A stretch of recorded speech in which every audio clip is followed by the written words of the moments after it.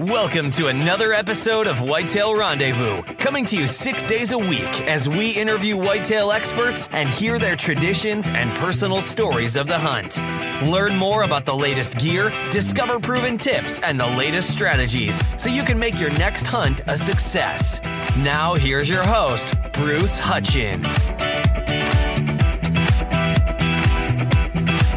Whitetail Rendezvous episode number 190.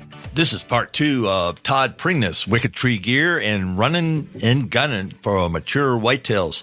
Stay tuned. This is going to be one heck of a show. And if you listened to yesterday's, listen to this. And if you didn't listen to yesterday's, go back, check out yesterday's show so you can have all the background information for what we're going to talk about today. Hey, listeners, don't forget to text 33444 Food Plot for your free Food Plot ebook.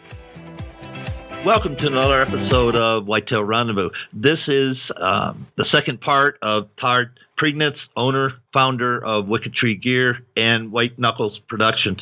Todd, let's keep rolling because you got it going on. And we ended yesterday.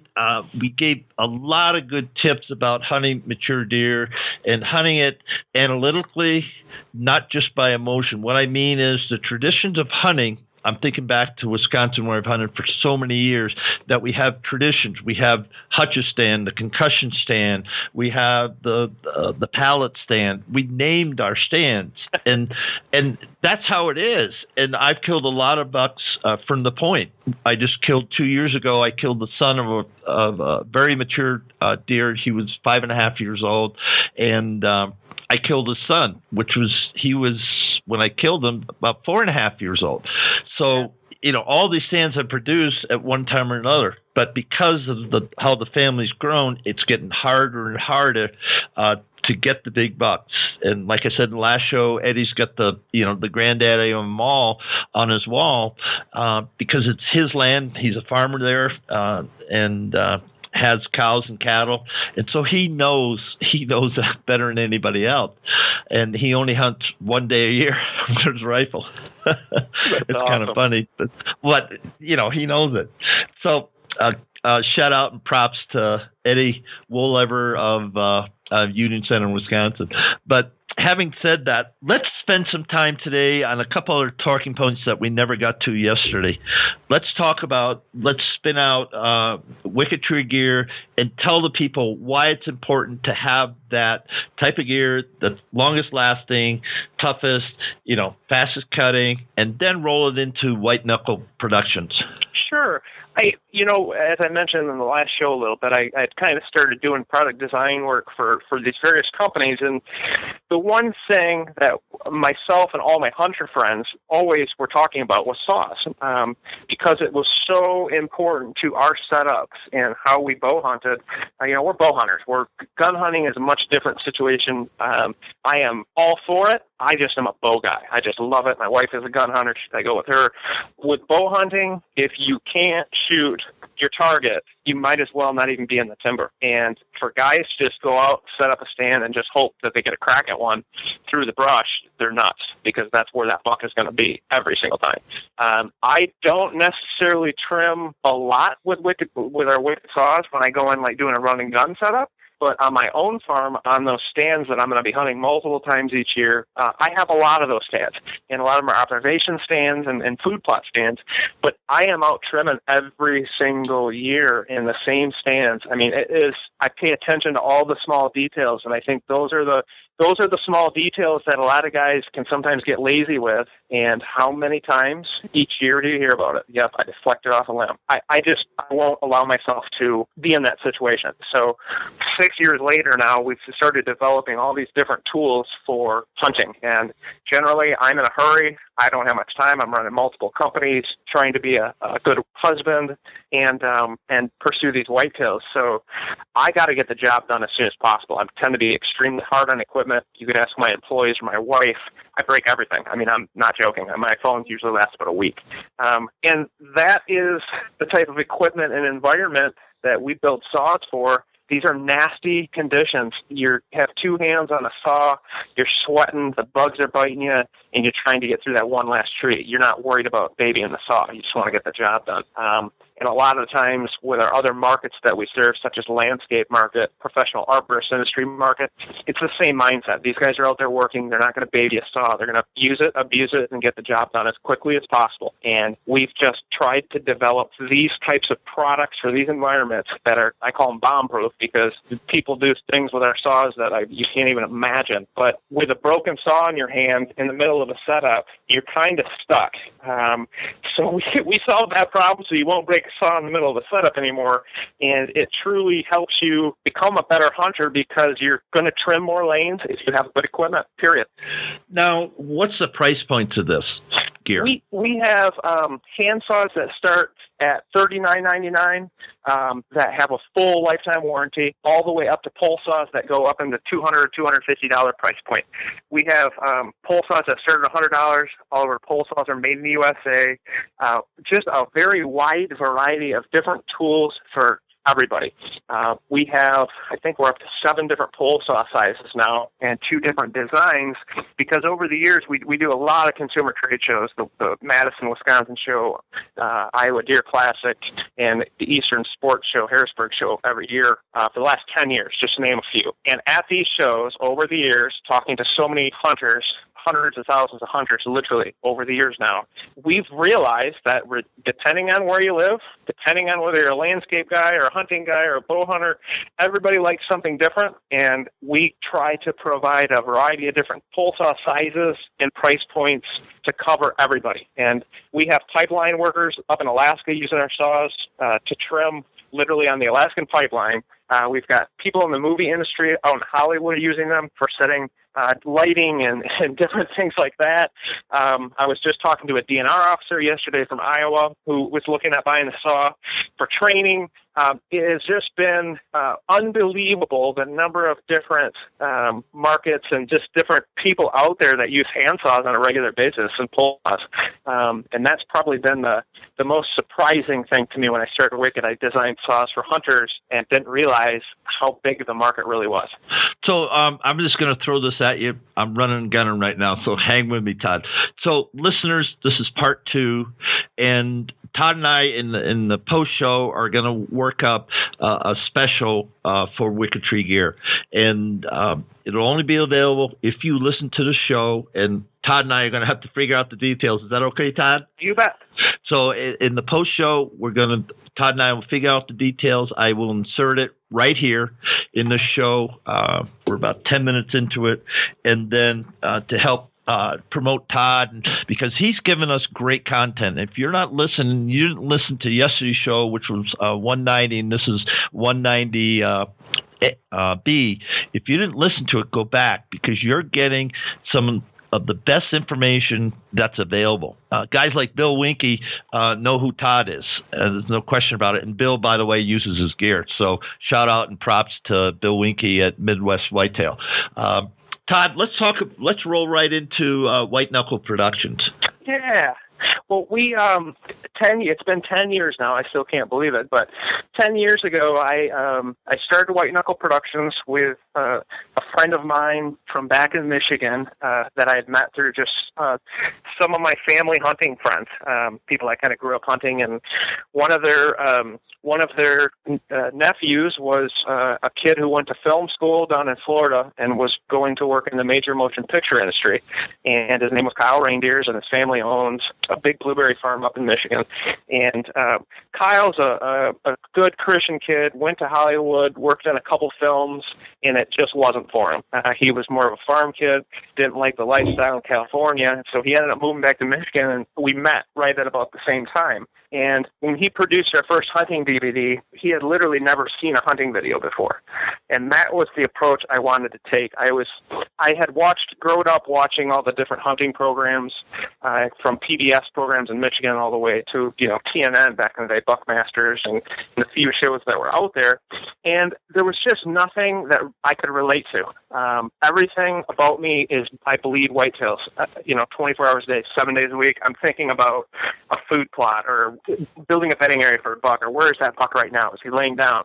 I'm a nut for this stuff, and I wanted to show that, the year-round pursuit for whitetails, in a way that really showed the work that we put into it. Because when I moved to Iowa the first year I was here, I hunted 46 straight days for a buck, and I ended up getting a crack at him, and he was a giant. And a lot of the people felt like, well, of course you're going to kill deer like that. And they had no idea. Like, it was the most challenging season of my life, and by the time I killed him, I think I had lost close to 35 pounds, and I was hunting relentlessly every day for him the entire season. Now, going 10 years later, I have way different hunting styles, and I am far more patient now. But people really don't know how much work it takes to kill big mature deer every year, even if you live in a place like Iowa. And I'll tell you, the guys who I'm friends with who are big buck killers, Rich Baugh from Whitetail Properties, another buddy of mine, Tyler Tissue, he's on the Sitka staff. Some of these guys have been doing this for 20, 30 years, hunting these big deer. And you start to see why they have become consistently big buck killing machines. And a lot of it just is the way they are as people. They're successful in life, business, and in whitetails. And usually it's just straight hard work. They are willing to put the time in. Thanks for that. Now, are you syndicated on Outdoor Channel or any of that, or is just you're running White Knuckle Productions just as your own show? We actually, about 4 years ago, started producing web shows, and since have gone away from DVDs. We used to sell a lot of DVDs, go to trade shows, and do that. But with the Wicked business, we found that web shows are just far better suited for our style of show. We produce a new episode every week. We usually have 3 or 4 different clips on every day, it seems like now. But we love the web show format, and it allows us to cover a lot of bases throughout the season. But I think we're up to we were producing an episode a week last year.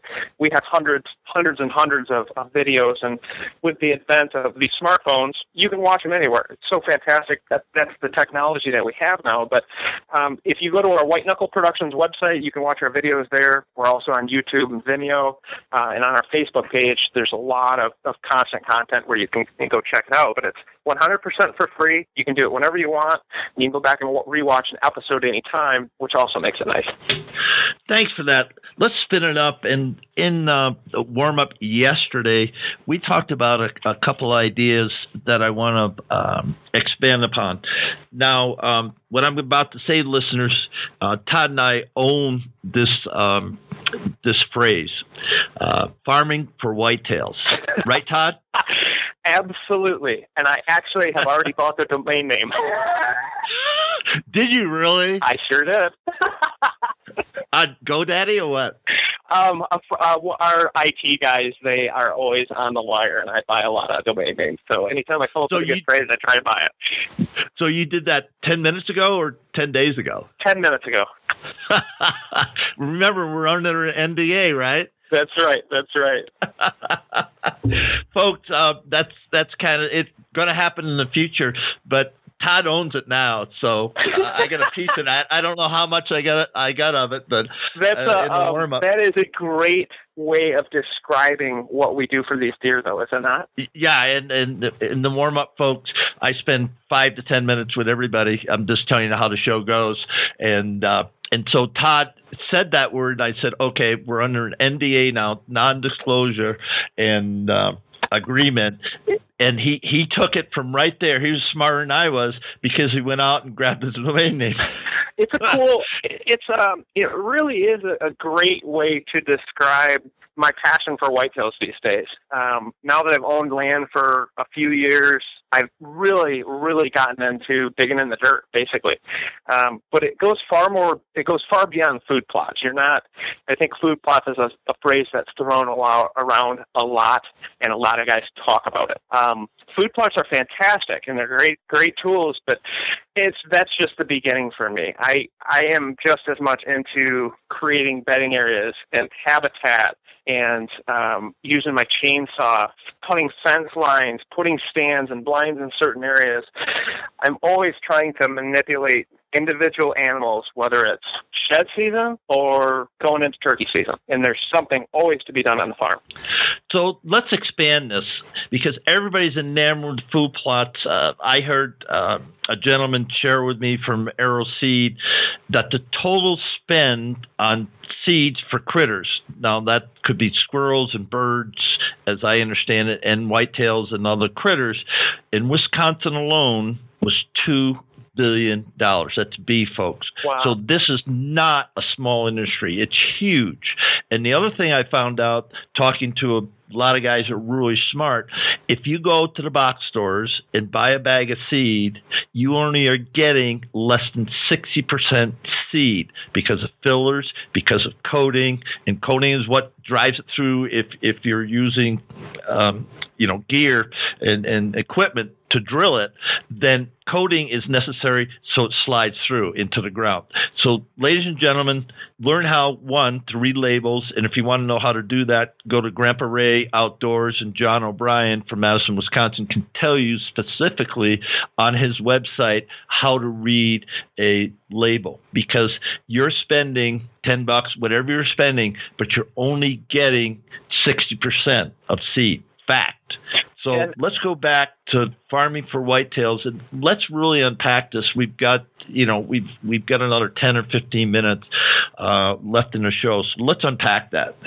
Yeah, I think food plots are something that we see and hear a lot on television, primarily for filming purposes.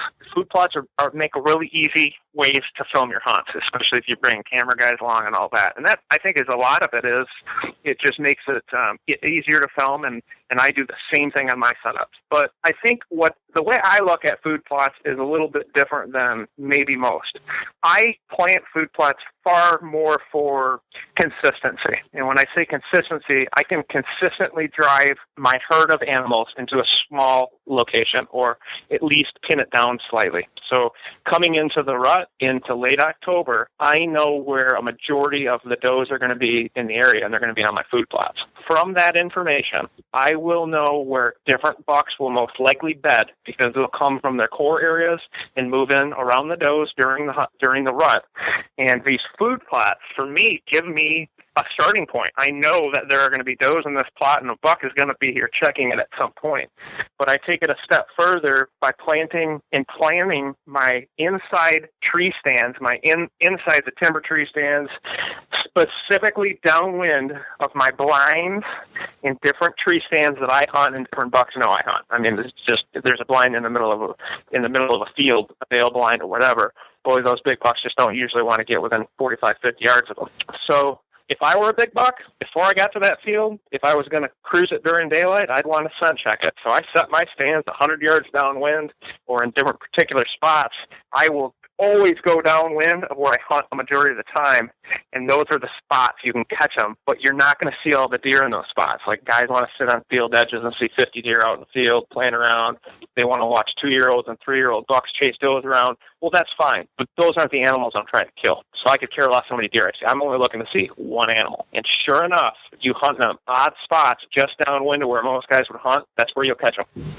Listen to that, because we were talking yesterday, to Jerry Everhart, and scent checking is what bucks do. Mature buck will scent check. They won't go to that community scrape. They won't go to that microflot. They're going to set up in a transition area. I like to call it transition areas, where they'll set up so far away from a food source, and then they're going to stand there. Absolutely. Ad nauseum, they're going to stand there. Because if you do long-distance scouting, which I'm fortunate to do out of my truck with my spotting scope, and I've got a pretty darn nice spotting scope, so I can see low-light conditions, and I've watched bucks just stand there for over 20 minutes, and there's does in the field, younger bucks in the field, but they're standing there just watching. Yep, that's how. It's hard for us as human beings.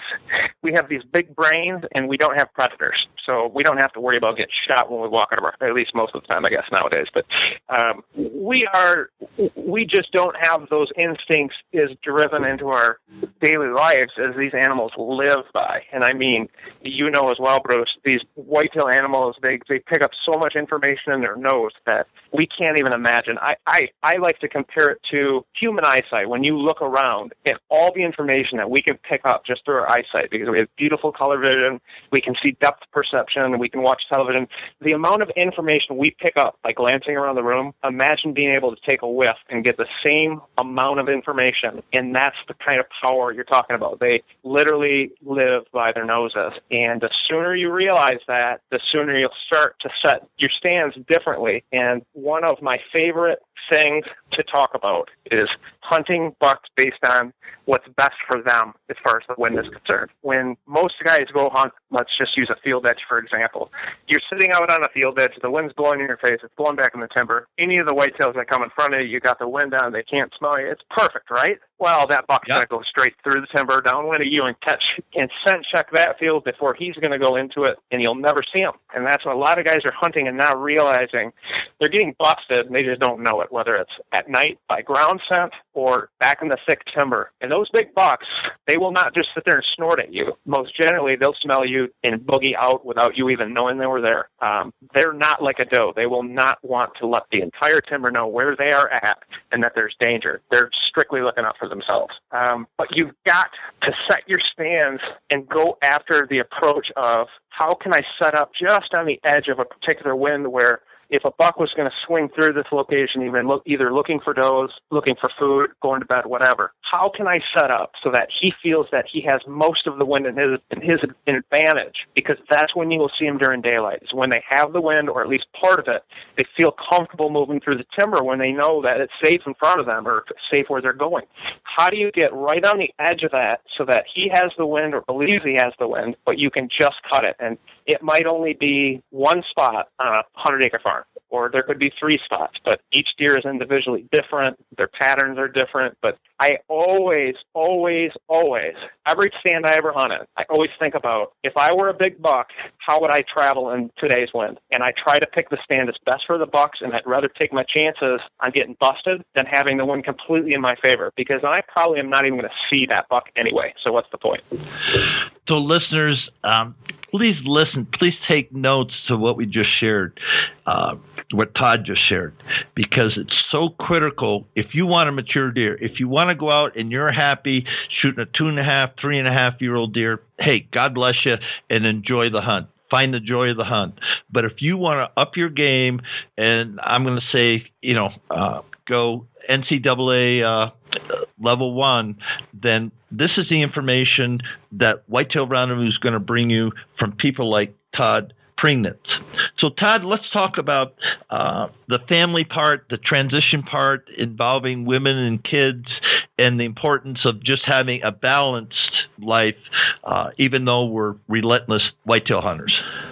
Oh, you just struck a chord there. That has been one of the challenges of my adult life, has been how do you try to be the best at something but still be a good family man? My wife and I are Christians, and it is a challenge. You throw running a business in the woods and whitetail side, or 2 of them, I guess, into the mix, and things can get crazy. And I'm just like any of those other hunters during the rut when you're hunting, countless days, and the weather's never right. Things don't go well. You're not seeing anything. Guys are hunting in the spots you're supposed to be hunting in. I mean, the list goes on. We deal with all the same stuff. But thankfully, I've been fortunate enough over the years now I've had a chance to get a crack at a bunch of nice deer. I pretty much lived my dream. I still am in disbelief that I killed Rusty Nail 2 years ago now. I still can't believe it.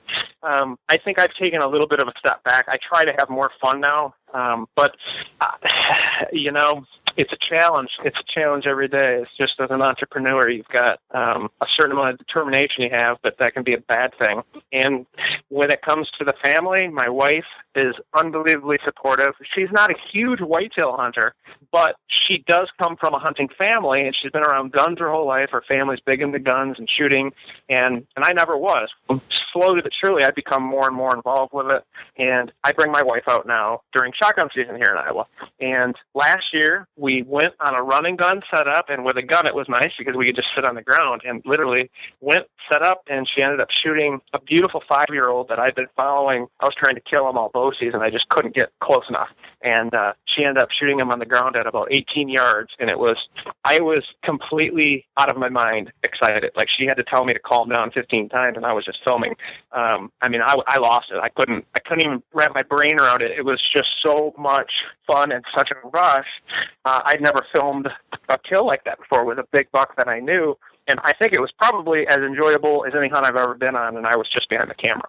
That kind of changed my perception a little bit. I didn't know beforehand, as a whitetail guy who raises these bucks and follows them and tries to kill them, you don't know how you're going to feel when, another family member shoots them or a neighbor, and you try to be good people and always be positive, but there's always competition there. And some guys don't want to talk about that, but there is. And I was blown away at how much I enjoyed it and appreciated it. And now all I want to do is take my wife hunting. So I would say if you're not doing it with your wife or kids or bringing new people, that's been the most fun for me in the last several years, is bringing people who've never been hunting to just get a glimpse into our world and see how wide their eyes get when they see a little buck chase a doe for the first time and grunt across the field. It's a new way to experience it, and it's like reinventing hunting for me all over again. Memories are created in a lot of places, but with people like Todd, myself, and you, the listener, some of the greatest memories we have are watching other people harvest deer, kill a deer, put a deer down, however you want to frame it, and sitting back and realize that you help a person just have a glimpse of the joy that you have of the hunt. And it's powerful, be it an older person, a younger person, your spouse, a family friend, or somebody that says, gee, I'd love to go hunting, but I just don't know how. And you take them along, you set them up, and they kill their first, harvest their first deer. So don't forget to do that, folks.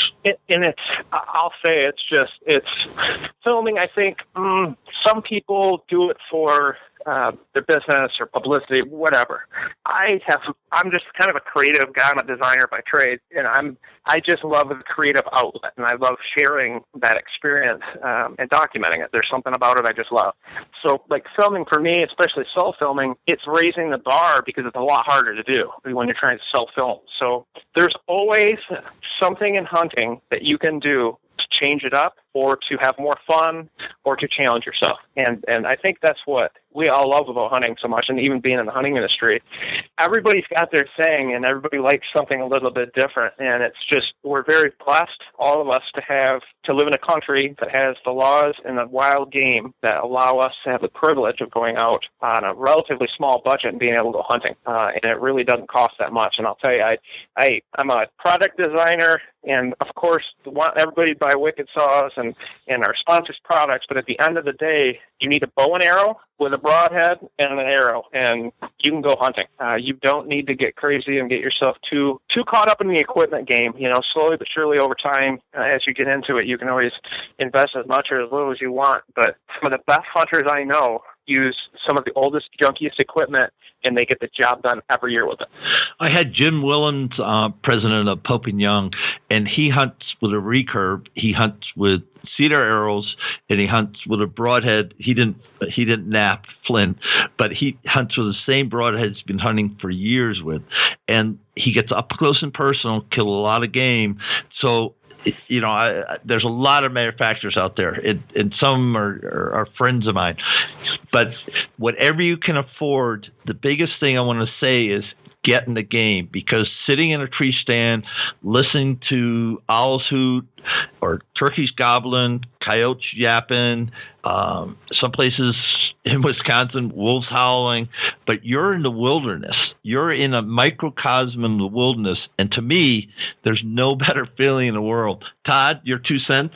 Oh, I agree. I think, especially no time in history do kids need the outdoors more than now, in my opinion. I think in the advent of smartphones and the smart pads and the iPads and whatever, you start to see that more and more even at church. Kids are just on their phones, see it everywhere. It's just insane. People are just disconnecting with what is natural to human beings. And I think, as you know, when you get out there and you get in the woods, it's a God thing, it's a wilderness thing, it's just what we were meant to do, it's where we were meant to be, chasing these animals, and it gets as primitive and as primal as human as you can possibly get, hunter versus prey. And in today's society, with all that's going on, I think everybody needs an outlet like that. And I think you're starting to see that in the television that's on the television shows now, all these shows about Alaska.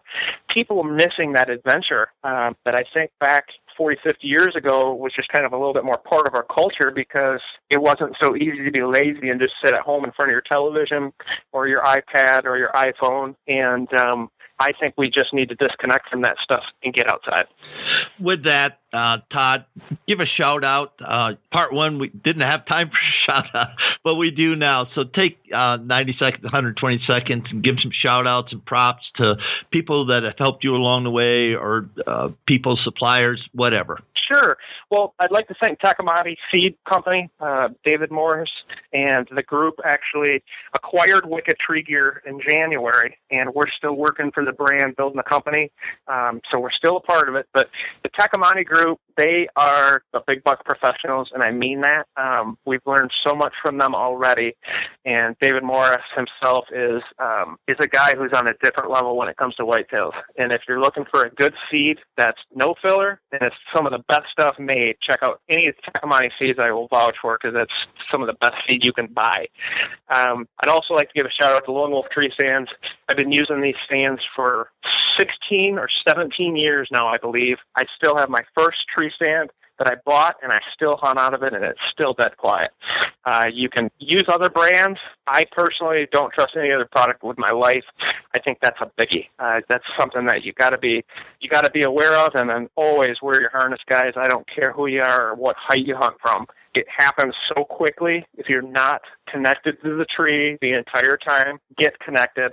You can still be a hardcore hunter, but you should be safe and go home to your family, because medical bills are a lot more expensive than a harness and some safe lines.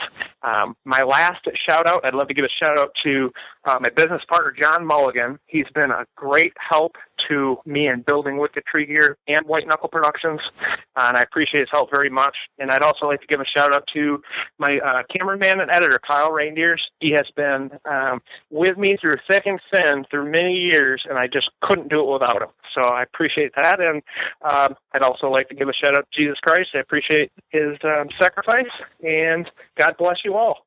So on behalf of Whitetail Rendezvous, this is the end of part 2 with Todd Pringnitz of Wicked Tree Gear. And on behalf of Whitetail Nation, which goes across, actually we're global people, military people are listening to us wherever they're deployed. So on behalf of all our listeners, thank you so much for schooling us and for giving us rich content and insight in what it takes to hunt a mature whitetail. The pleasure was all mine, Bruce. Thank you so much. Make sure you listen to the next episode where we heard about motion decoys, turkey hunting, and how it relates to whitetail hunting, and some great big buck stories from Ralph White from Henderson, Kentucky. Thanks for joining us. Be sure to tune in tomorrow for another episode of Whitetail Rendezvous, where you can listen and learn from the experts so you can be more successful on your next hunt. Until next time, listen, learn, and succeed. Remember to text 33444 food plot for your free ebook